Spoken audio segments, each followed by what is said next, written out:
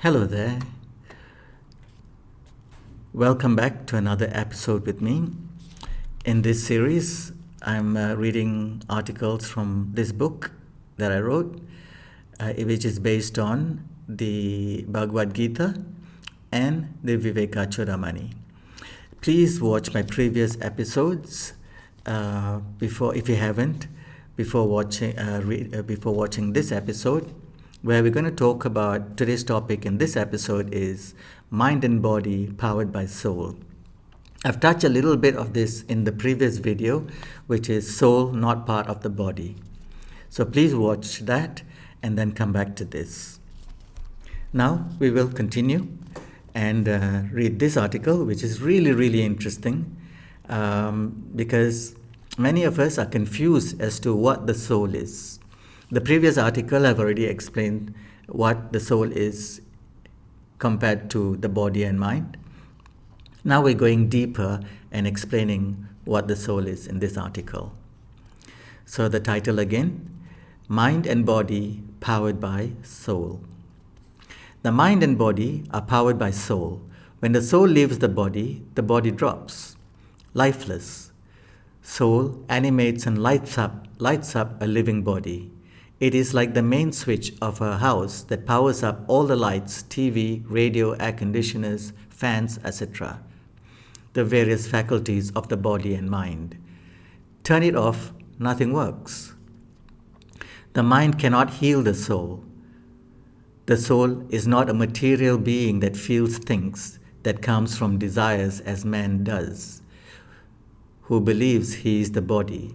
Soul is what gives life to our body and mind and life. In fact, it is life. In the great Kena Upanishad, one of the ancient sacred scriptures,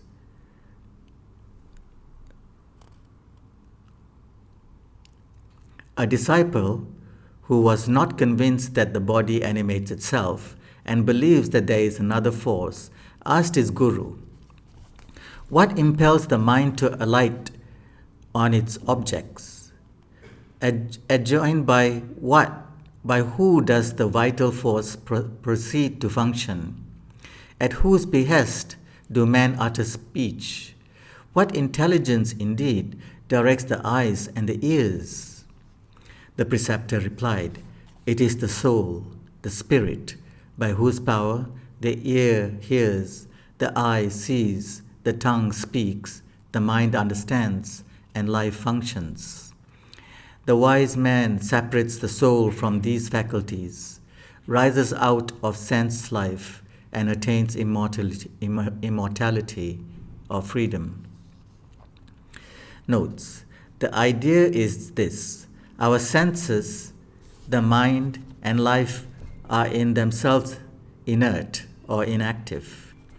The soul is the sole intelligent principle in man. By its presence behind our various organs, it enables them to fulfill their respective functions. But not knowing this fact, the ignorant man mistakes the senses, mind, etc., to be really intelligent and therefore identifies the soul with them. The wise man, on the other hand, overcomes this identification, realizes his spiritual nature, and hence attains immortality or freedom. Soul created man and his mind and body and this world. It is that great. It needs to be realized. It cannot be comprehended by the mind. It created the mind and gave it immense creative potential, but limited it when it comes to the ability to understand it, and left it only to an experience of realizing it. The soul is beyond the comprehension of the senses and mind, it being the source of their intelligence. So it cannot be known as other things in the world, that is, in an objective sense. As the Upanishad puts it, one who says he knows it does not know it. Thus, not being known in the ordinary sense, it cannot be explained by words like other objects. Kena Upanishad. So that's the end of that article. So basically, the soul created everything. The soul even gives the thinking power to the mind. It gives the ability to the tongue to speak, the nose to smell, the ears to hear, and the eyes to see. Without the soul behind all these faculties, none of these bodily organs can work. You see, at the end of our days, when a body drops, everything is intact. The ears are there, the nose is there, the eyes are there, everything is there, but they're not animated. So we should know that while we're alive, it is not all these things that animates themselves. The eyes don't see by themselves, the ears don't hear by themselves. It is that soul within us that animates all these things. It is the power, so to speak, that gives us all these abilities. So, understanding that we are the soul and living off the soul, which is desireless, which is pure, is what gives us liberation. In Hinduism, a lot of people are seeking moksha, and they think moksha or liberation happens after the body drops. But that is not true. Liberation should be achieved while we are alive to experience that liberation. We will not be able to know what freedom is after the body drops. It doesn't matter anyway. How would we know what liberation is? It isn't that the soul leaves the body and then enjoys freedom. The soul is right here, right now. Me speaking is animated by soul. If the soul is not in me, my tongue will not be able to move. I will not be able to do this recording. Nothing would have happened. You will not be watching this either. So it is because of the soul that animates our body, and everything that we see in the world is what our true identity is. We are this powerful, unchanging soul.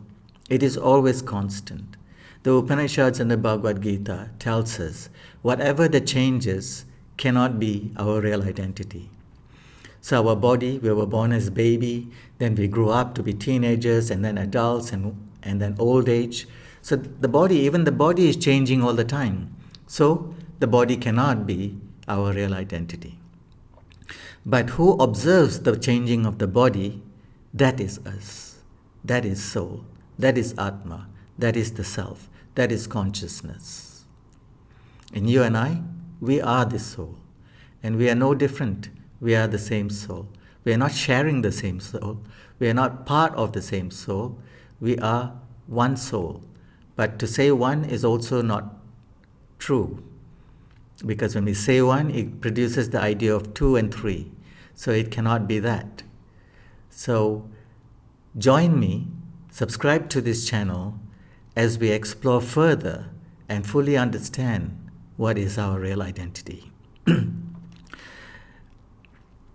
If you would like to read this book, I have it on ebook format. You can download it on my website, which is www.joinandy.co/ebooks.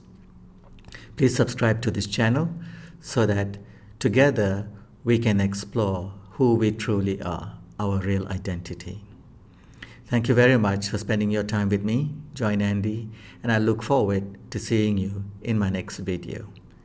Please click a like, please subscribe to this channel, and also you'll do me a great favor if you could share this video with your family and friends, because everybody needs to know their real identity to end sorrow in their lives and to live blissful and happy lives. Once again, I thank you so much. Take care. Bye-bye.